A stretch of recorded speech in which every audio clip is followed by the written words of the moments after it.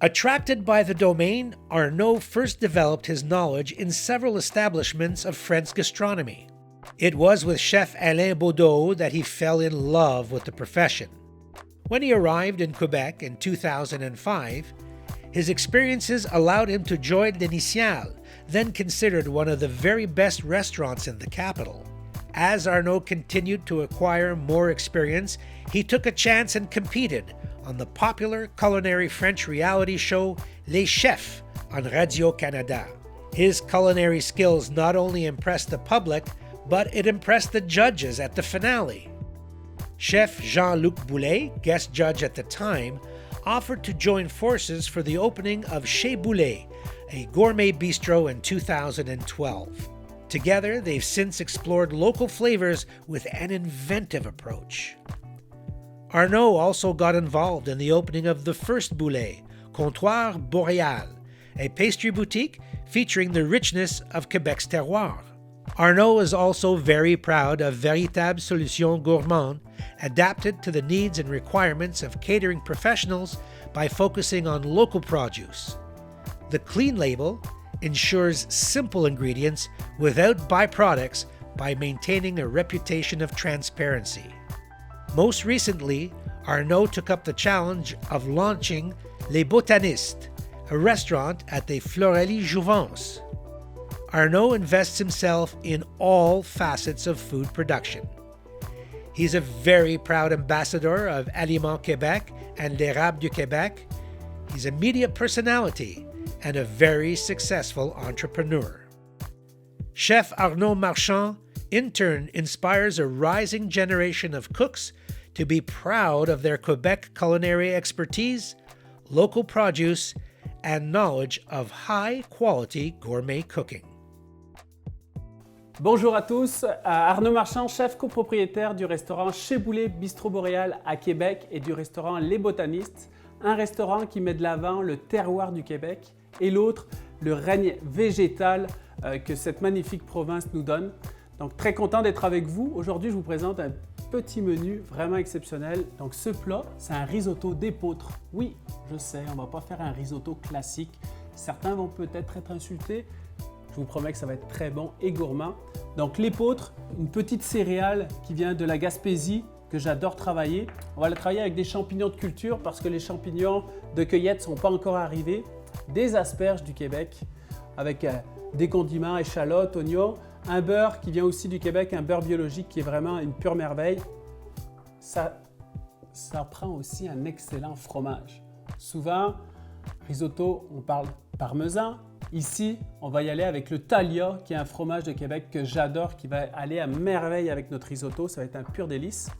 Et puis, je vous réserve une petite surprise qu'on va mettre à l'intérieur du risotto. Fait qu'on se retrouve tout de suite pour la recette. On va commencer avec la cuisson de l'épeautre. Ce qui change vraiment de la recette traditionnelle avec le riz carnaroli, c'est que là, on doit pré-cuire notre céréale. Donc, on a l'épeautre qu'on a ici non cuit. Et donc, on la cuit pendant 1h30 dans une eau non salée avec quelques aromates, du thym, un petit peu de laurier. Et puis, on veut une cuisson al dente. Donc, on veut aller chercher une texture du grain.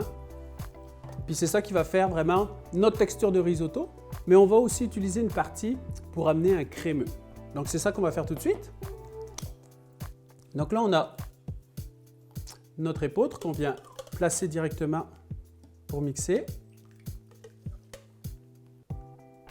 Puis, je vais prendre le bouillon, puis je vais noyer avec le bouillon comme ça.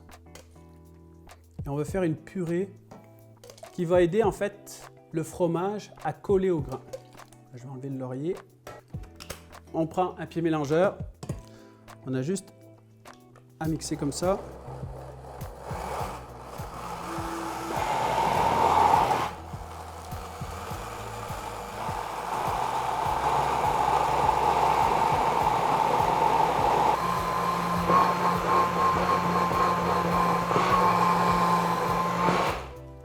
Là, on a la purée. S'il reste un petit peu de grain, c'est pas très grave.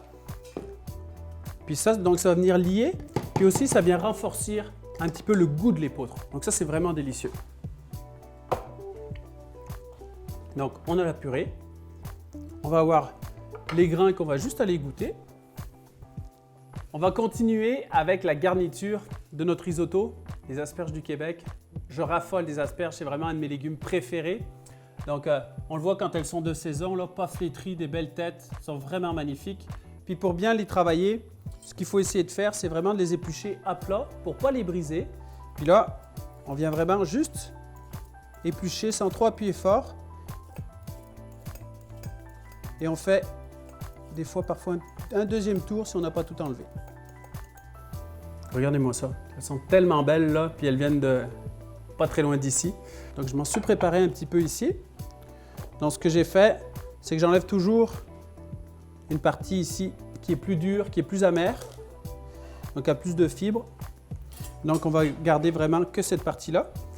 Ensuite, très important, eau bouillante salée. Donc salée, presque trop salée, qui goûte l'eau de mer. Parce que ce qu'on veut, c'est ça va venir assaisonner nos asperges et surtout, ça va venir fixer la couleur verte, donc la chlorophylle. Et on essaye de ne pas avoir trop d'asperges. Donc une assez grande casserole pour peu d'asperges pour vraiment aller chercher une ébullition rapide après. Donc là.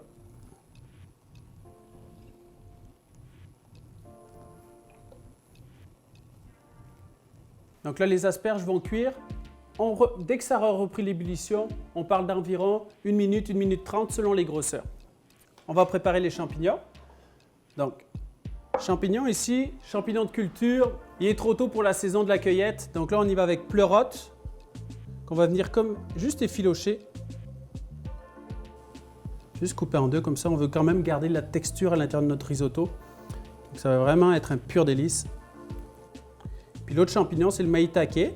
Donc vous pouvez prendre vraiment vos champignons préférés, là. Il n'y a aucun problème, ce que vous avez puis ce que vous aimez. Puis le maïtake, la même chose, on vient légèrement l'effeuiller. Comme je vous disais tantôt, pas d'huile d'olive. On y va avec l'huile de chanvre.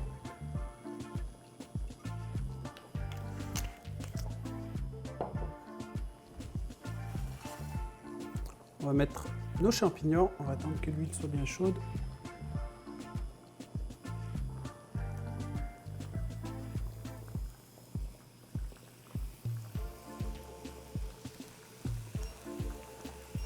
Je baisse un petit peu la cuisson de mes asperges parce que l'eau bout vite et elle risque de casser un petit peu les têtes des asperges. Donc ça, c'est vraiment juste pour éviter de les briser. Puis le test ultime pour les asperges, on les prend. Puis on vient comme voir s'il y a une petite résistance dans l'asperge. Puis là, elles sont vraiment parfaites, elles sont bien vertes. Et on va les mettre dans l'eau glacée.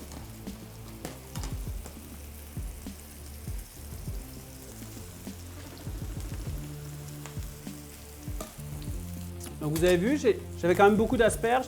J'ai préféré les cuire en 2 fois pour justement faire en sorte que les asperges cuisent plus vite et de ne pas les abîmer surtout.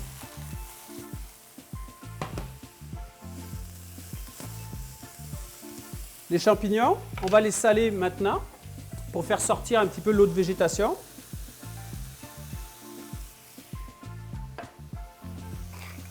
Un petit peu de poivre. Les échalotes, en même temps, on va mettre une noisette de beurre. Ou 2 noisettes de beurre. Moi, j'aime ça.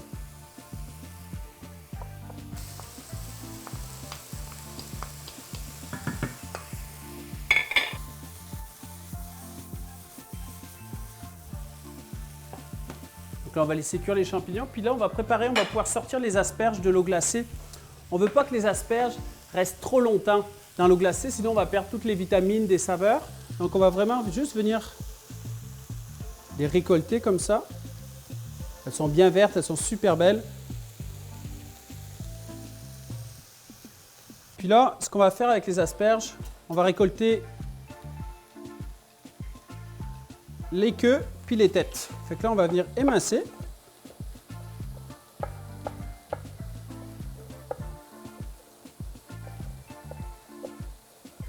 Comme ceci. Comme ça, on va avoir cette partie-là qu'on va mettre dans le risotto, puis l'autre qu'on va mettre en dressage sur le dessus.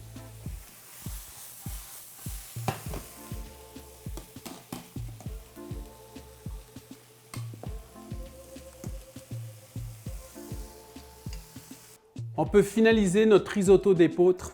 Ça va être un pur régal. Donc là, pour le finir, On va partir sur l'aspect un peu plus traditionnel d'un risotto.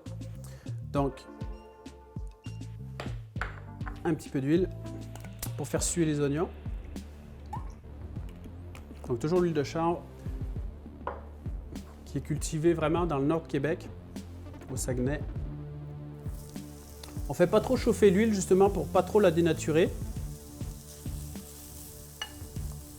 On fait suer notre oignon, puis on va mettre les poudres pratiquement en même temps. Donc on va un petit peu le faire nacrer.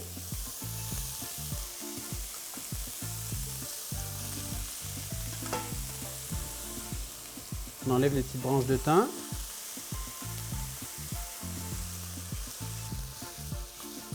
Donc on ramène la matière grasse, on va bien enrober en fait de matière grasse. On va mettre le feu un peu chaud. Comme l'épeautre est déjà cuit, ce n'est pas une cuisson de 18 minutes par exemple comme pour un riz à risotto. Donc là, c'est vraiment une finition de risotto parce qu'on a avancé la cuisson de l'épeautre. Là, on va pouvoir ralentir le feu. On va mettre notre purée d'épeautre. Là, j'ai vraiment ralenti le feu pour juste amener une liaison.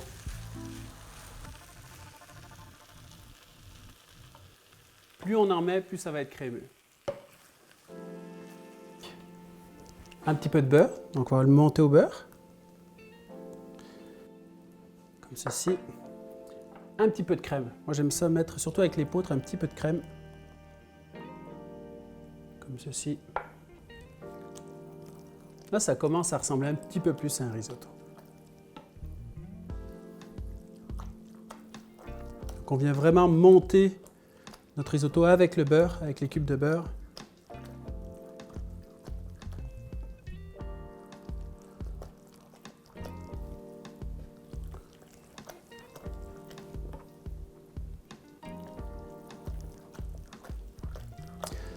On va finir avec le fromage.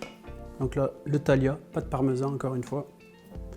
Donc le Thalia, Jean qui fait un travail, la fromagerie du presbytère, c'est vraiment un incontournable à Québec, au Québec. Puis là, on y va généreusement.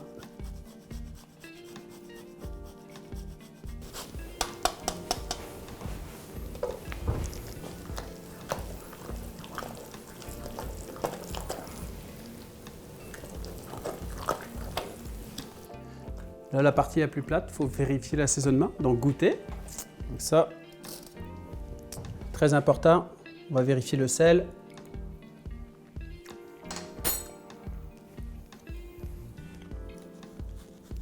Le côté fromage qui peut être plus présent, qui ramène aussi un peu de sel.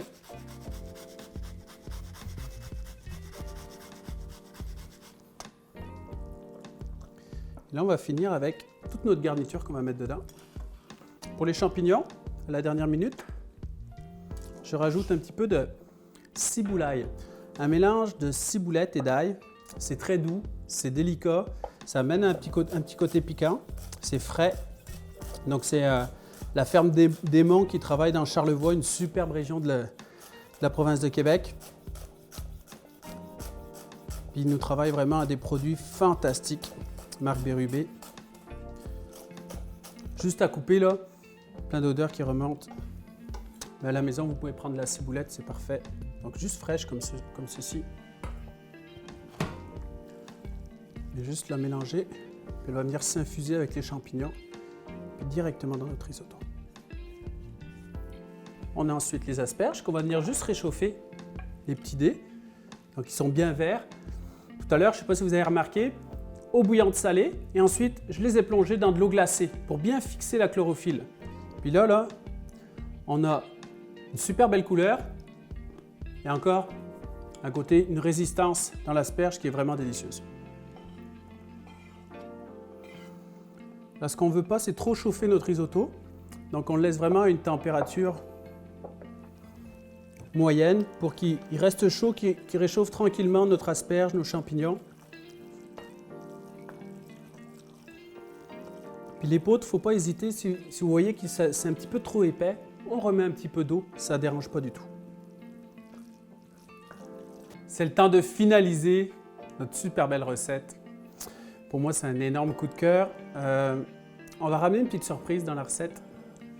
Une mozzarella di bufala qui est faite au Québec par des gens d'origine d'Italie qui ont ramené cette méthode de fabrication. Donc, un élevage de bufflonne, un côté laiteux extraordinaire avec une belle enveloppe. Puis ça, on va juste venir le déposer dans notre assiette. Juste par gourmandise.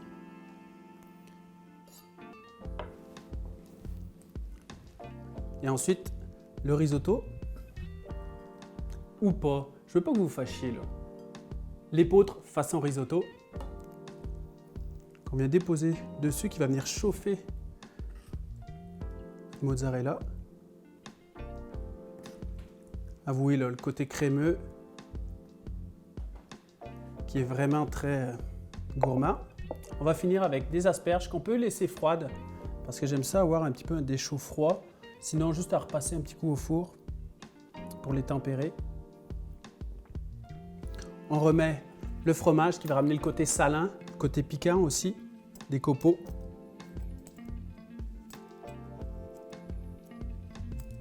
On peut maintenant déguster le plat. Donc on a l'épeautre façon risotto ou risotto d'épeautre si vous l'acceptez, les asperges du Québec, fromage Thalia, des copeaux, puis comme infusé dans le risotto avec des champignons encore une fois du Québec. Ça va être vraiment un pur régal. Je ne peux plus vous parler à partir de maintenant, je vais juste savourer. Puis le jeu, c'est d'aller chercher la mozzarella qu'on a mis sous le dessous qui s'est chauffée légèrement avec le risotto.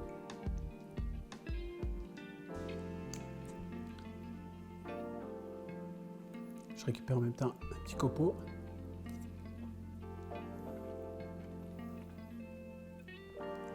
La mozzarella amène à côté une douceur, un crémeux. Le Thalia apporte un côté salin, un peu plus piquant, un peu plus corsé comme fromage. Les asperges, toute une belle douceur. Le petit croquant de l'épeautre là, qui est super sympathique. Là. Le al dente qu'on recherche. Puis avec le côté beurré, champignon, un petit peu plus soyeux. C'est vraiment un mix parfait. Moi, j'adore ce plat-là. Ça fait longtemps qu'on le fait au restaurant. Puis ça a toujours été un de mes favoris. Je suis vraiment désolé, il faut que j'y retourne. Je suis très fier de vous avoir présenté cette recette. Donc le risotto, tout vient du Québec. Le risotto, donc l'épeautre, pardon, l'asperge, les champignons, l'huile, le beurre, les fromages qu'on a utilisés. Donc c'est vraiment une 100% locale. Merci beaucoup d'avoir été avec moi dans ma cuisine. Au plaisir.